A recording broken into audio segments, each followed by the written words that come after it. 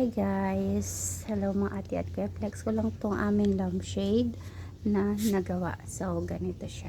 Ayan. Ganito siya kapag madilim. Wait lang. Ayan. Ay, sige, yan. So, ganyan siya. Ayan. Napapalit-palit yung ilaw niya. Kung gusto mo naman steady lang siya. Ganyan po siya. Gusto mong patayan. Ganyan po ang kanyang